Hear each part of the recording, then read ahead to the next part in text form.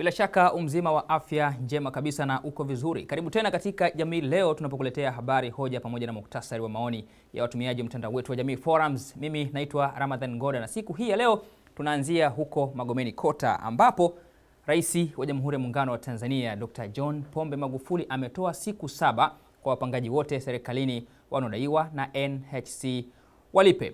Kauli hiyo ya Rais Magufuli ametoa kwamba siku 7 wapangaji wote wanatakiwa wawe wamelipa kodi wanazodaiwa na serikali na shirika la nyumba la taifa yani NHC, kulipa madeni yao pamoja na kutoa agizo kwa viongozi wa shirika hilo kuwatolea vitu nje watakaoshindwa kulipa madeni yao kwa wakati. Rais Magufuli ametoa agizo hilo jana jijini Dar es Salaam wakati akizungumza na waliokuwa wakazi wa eneo la Magomeni Kota. Twende tukaangalie takwimu zetu katika habari hii, ikiwa maoni tuliokusanya ni zaidi ya 1026, huku mtazamo ukionyesha asilimia 65 wamefurahishwa na uamuzi wa Rais John Magufuli, huku asilimia 35 kwa upande mwingine wakaitaka NHC itende haki ili kuepusha dhana ya uonevu kwa sababu za kisiasa. Tukaangalie sasa baadhi ya maoni ama kitu gani ametuandikia mdau. Chan Ocha yanasema hapo ndipo ninapompenda JPM. Hakopeshi neno, yeye anatamka kile anachokiamini tu.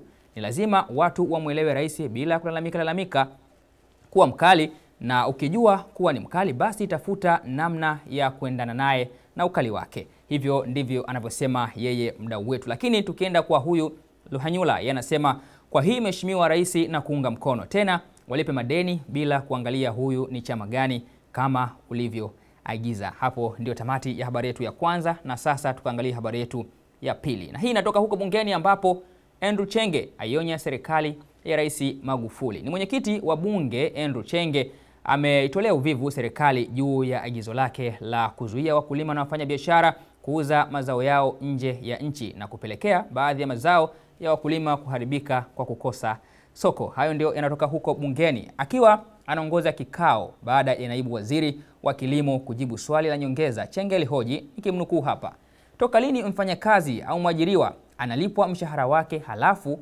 aje kupangiwa matumizi ya mshahara wake? Mwisho wa kumnukuu Andrew Chenge, akimaanisha kwamba iweje mkulima anapangiwa kuuza mazao yake aliyolima mwenyewe kwa jitihada zake.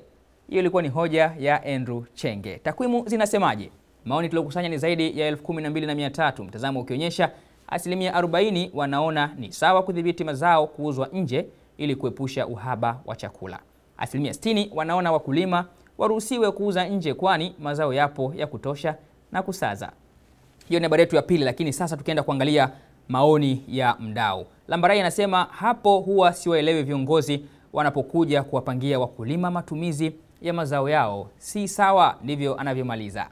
Ulukolo anasema kwamba sio jukumu la serikali kulisha wananchi wake, kila mwananchi anatakiwa kujilisha na kulisha wategemezi wake, na pia kulipa kodi ili sekta ya kilimo ikue. Lazima serikali iruhusu mazao yauzwe nje ya nchi ili kuongeza kipato na kuwapa faida wakulima. Hiyo ni habari yetu ya pili kwa siku hii ya leo.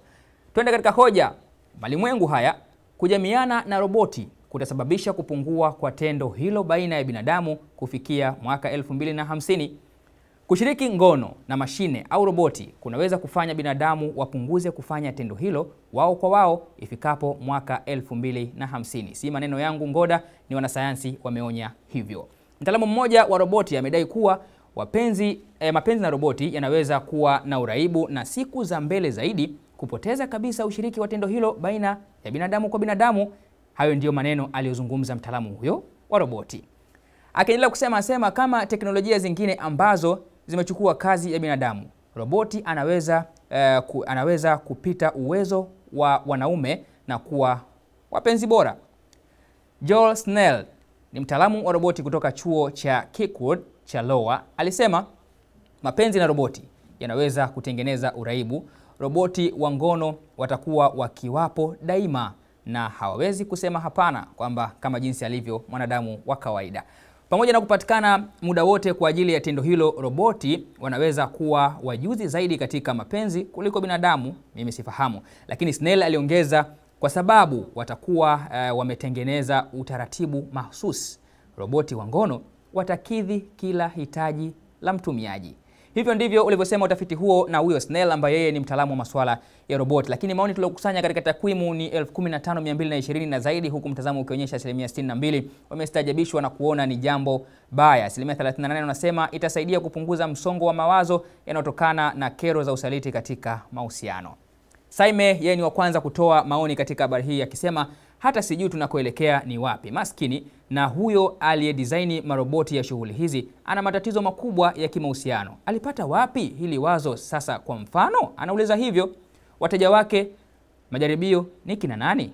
Yeye akiuliza hivyo, lakini Gritisel anasema kwamba naomba Mungu ifike Tanzania ninunue langu faster. Nitakuwa sina haja ya songi nyingi, mizinga na kwenda baa kila mara.